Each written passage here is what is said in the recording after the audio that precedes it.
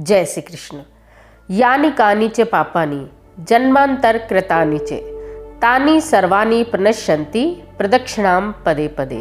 अर्थात हे ईश्वर, जिस किसी भी प्रकार के पाप इस जन्म में अथवा अन्य किसी भी जन्म में मेरे द्वारा किए गए हैं, आपकी परिक्रमा में मेरे द्वारा रखे गए एक एक कदम से वे सभी पाप नाश को प्राप्त हों। ईश्वर की पंचोपचार, दशोपचार या षोडश उपचार पूजा, कैसी भी पूजा हो, उसका अभिन्न अंग है प्रदक्षिणा अर्थात परिक्रमा। प्रगति दक्षिणम इति प्रदक्षिणा अर्थात किसी भी वस्तु, व्यक्ति, वृक्ष, नदी इत्यादि को दाहिने रखते हुए गति करना प्रदक्षिणा कहलाता है। शास्त्र कहते हैं कि परिक्रमा करने से हमारे समस्त पाप नष्ट हो जाते हैं तथा विज्ञान कहता है कि शारीरिक ऊर्जा के विकास में मंदिर परिक्रमा का बहुत महत्वपूर्ण स्थान है। परिक्रमा क्यों, कैसे, किसकी तथा कितनी की जाती हैं, ये सभी वो सवाल हैं जो सदैव हमारे मन में प्राय घुमड़ते रहते हैं। यही सवालों का हृदय में आना व उनके जवाब प्राप्ति हेतु जिज्ञासा होना भक्त के लक्षण हैं, जो आज अपने कृष्ण चक्षु चैनल से आपके इन सभी सवालों के जवाब देने का मैं प्रयास करूंगी।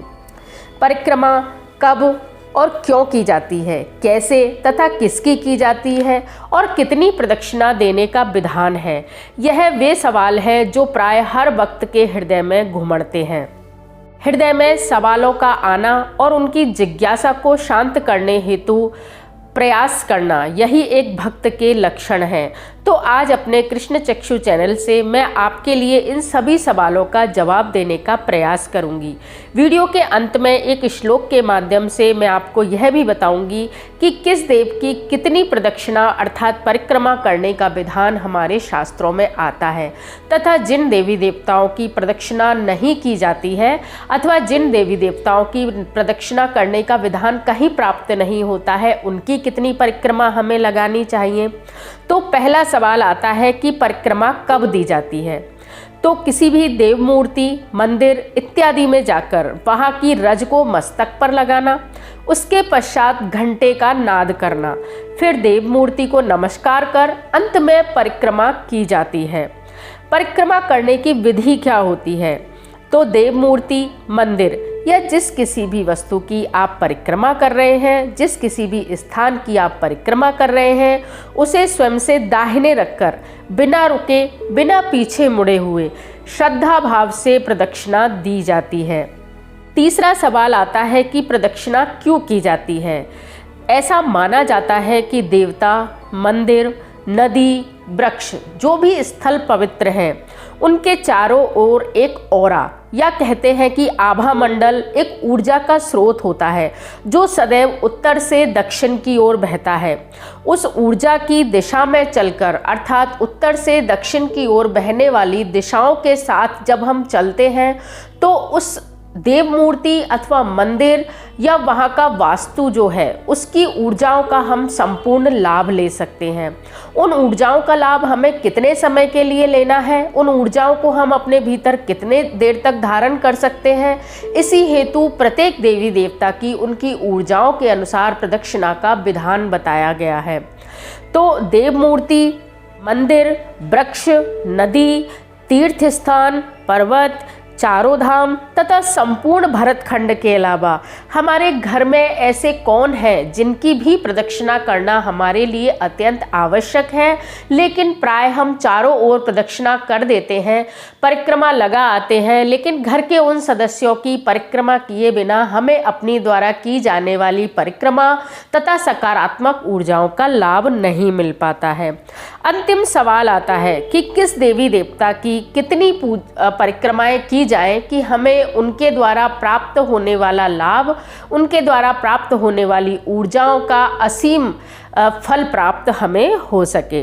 तो एक श्लोक के माध्यम से इस चीज को मैं आपको बताती हूँ कि हमारे शास्त्रों में विधान आता है कि एका चंडया रवे सप्त तिस्त्र कुर्यात विनायके हरे चतस्त्र कर्तव्या शिवस्य अर्ध प्रदक्षिणा। अर्थात एका चंडया देवी के जो मंदिर हैं उनमें सिर्फ एक प्रदक्षिणा करने का विधान आता है। विशेषकर देवी का जो चंडी स्वरूप है अर्थात क्रोधित जो स्वरूप है, ये माँ काली हो सकती है, चंडी के रूप में कोई भी माँ का स्वरूप हो सकता है, उनकी केवल एक ही परिक्रमा लगाई जाती है। रवे सप्त अर्थात सूर्य नारायण भगवान की अपने ही स्थान पर गोल गोल घूमकर 7 प्रदक्षिणा करने का विधान आता है। 7 परिक्रमाएं सूर्यदेव की लगाई जाती हैं। तिस्त्र कुर्यात विनायके 3 परिक्रमा विनायक अर्थात भगवान गणेश जी की जाती है। हरे चतस्त्र, हरे अर्थात हमारे भगवान विष्णु और उनके जितने भी अवतार हैं, श्री रामचंद्र, श्री कृष्णचंद्र, परशुराम जी, इनकी आपको 4 परिक्रमाएं लगाने का विधान शास्त्रों में आता है। शिवस्य अर्ध प्रदक्षिणा और शिव जी की केवल आधी ही प्रदक्षिणा लगाई जाती है, क्योंकि उनकी जो जलधारी होती है उसे लांघा नहीं जाता है, इसलिए शिव जी की केवल आधी ही परिक्रमा लगाई जाती है। लेकिन क्या आधी ही परिक्रमा लगाने से शिव की पूजा की परिक्रमा की पूर्ति हो जाती है? तो ऐसा नहीं है। शिव जी की वह आधी परिक्रमा दक्षिण दिशा की ओर से उत्तर दिशा की ओर चलते हुए 3 बार यह परिक्रमा की जाती है।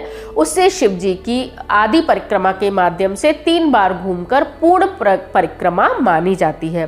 तो इस प्रकार देवी देवताओं की इसी संख्या में हमें परिक्रमा लगानी चाहिए, क्योंकि ऊर्जाओं का जो स्रोत है वह जितनी देर हमारे भीतर रह सकता है, जितनी देर हमें लाभान्वित कर सकता है, तो शास्त्रों ने हमें जो संख्या बताई है वह उतनी ही देर उस मूर्ति या उस स्थान के सानिध्य में रहने हेतु बताई है।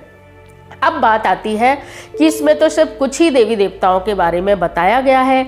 अब हनुमान जी हैं, अन्य तीर्थ स्थान हैं, नदी तालाब है, पर्वत है, उनकी कितनी प्रदक्षिणा का विधान शास्त्रों में आता है? तो ऐसा कहा जाता है कि जिनका विधान शास्त्रों में नहीं है, जिन देवी देवताओं के बारे में शास्त्रों में नहीं बताया गया है, उन सभी देवी देवताओं की बिना सोचे समझे आप 3 परिक्रमा लगा सकते हैं। ऐसा शास्त्रों में स्पष्ट रूप से लिखा हुआ है कि 3 परिक्रमा लगाने से वह सकारात्मक ऊर्जाओं के स्रोत आपकी मन, क्रम और वचन तीनों में शुद्धता देते हैं, आपको हर चीज की प्राप्ति करवा देते हैं। अब बात आती है परिक्रमा करने के नियमों की। परिक्रमा सदैव नंगे पैर दी जाती है। कुछ लोग मंदिरों में तो हमें प्रवेश की अनुमति नहीं रहती है, लेकिन जब हम किसी नदी, किसी पर्वत, किसी वृक्ष इत्यादि की परिक्रमा लगाने जाते हैं तो प्राय जूते पहनकर या कभी कभी मोजे या कुछ हम ऐसा उपाय निकाल लेते हैं कि इस माध्यम से हम नंगे पैर हमें नहीं चलना पड़ेगा, जो कि बिल्कुल गलत है।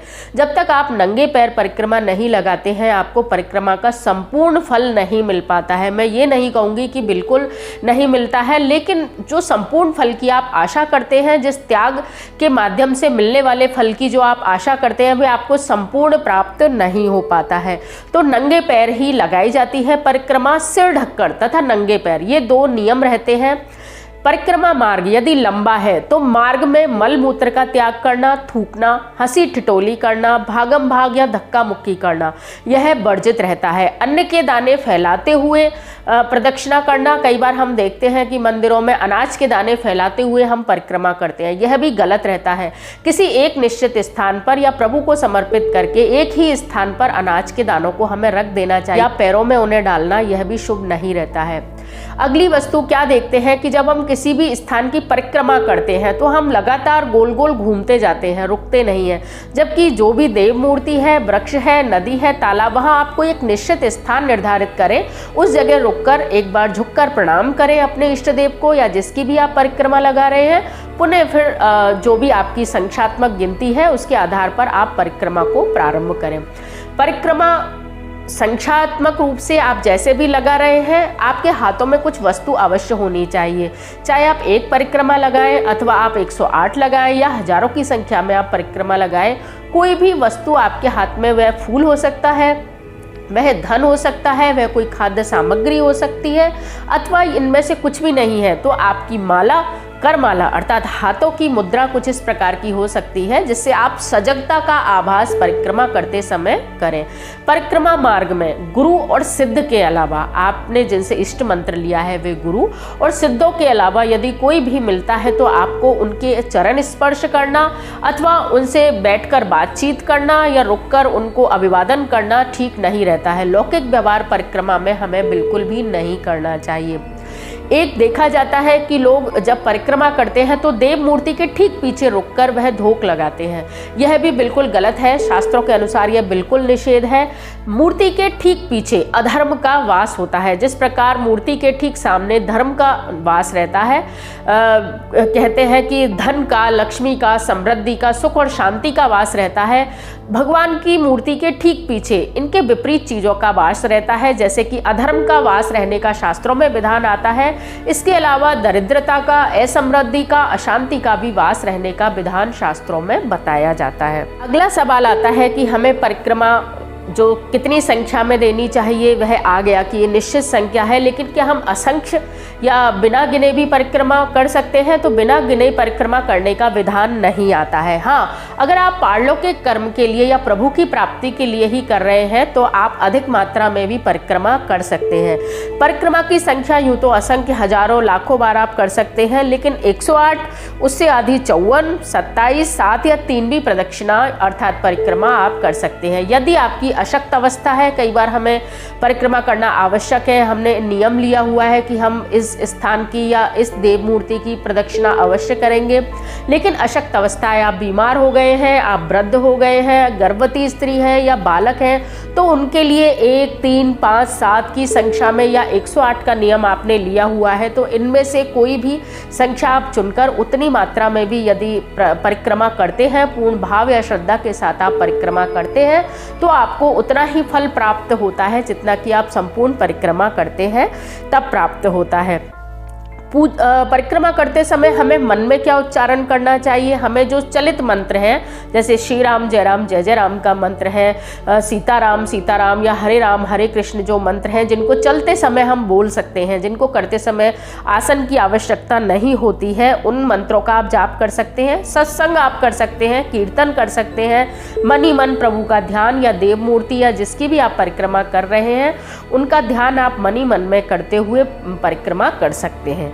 अब वीडियो के मध्य में मैंने आपको बताया था कि कुछ जो देव मूर्ति है, नदी है, तालाब है या वृक्ष है, पवित्र स्थान है, उनकी परिक्रमा तो हम करते ही हैं, लेकिन एक ऐसी परिक्रमा है जिसे हम प्राय भूल जाते हैं और हमारे श्री गणपति जी ने सारी बल, बुद्धि, विद्या और प्रथम पूज्य होने का आशीर्वाद जिस परिक्रमा से पाया था वह आशीर्वाद उन्हें किस आधार पर मिला था, यह कहानी आपने अवश्य सुन रखी होगी, लेकिन प्राय हम परिक्रमा करते समय उस मुख्य जो कहते हैं कि भूल जाते हैं उस युगल को जिसके माध्यम से हमें मातृ और पितृ ऋण से मुक्त होने हेतु रास्ता दिखाई देता है। तो वर्ष में एक बार हमें अपने माता पिता की एक परिक्रमा अवश्य करनी चाहिए। माता पिता की ज़्यादा परिक्रमा नहीं की जाती हैं, लेकिन अपने जन्म दिवस पर या अपने जीवन के किसी एक महत्वपूर्ण दिवस पर आपको वर्ष में एक बार अपने माता पिता को आसन पर बिठाकर उनकी एक प्रदक्षिणा अवश्य करनी चाहिए। इससे हमें मातृ और पितृ ऋण से मुक्ति मिलने में सहायता होती है, तो यह कार्य आपको अवश्य करना चाहिए।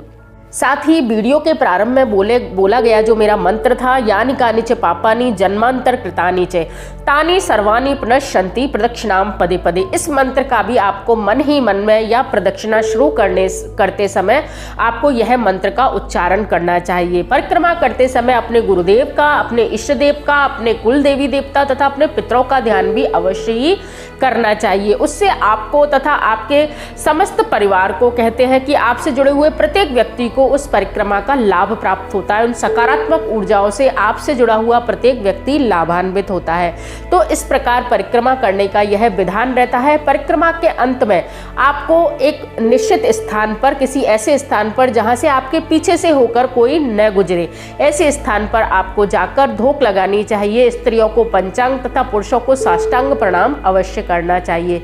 इस प्रकार देव मूर्ति मंदिर में जाने का या परिक्रमा देने का संपूर्ण फल आपको प्राप्त होता है। तो कैसा लगा आपको मेरा ये वीडियो? अगर अच्छा लगा हो तो प्लीज लाइक, शेयर और सब्सक्राइब जरूर कीजिए। धन्यवाद। जय श्री कृष्ण।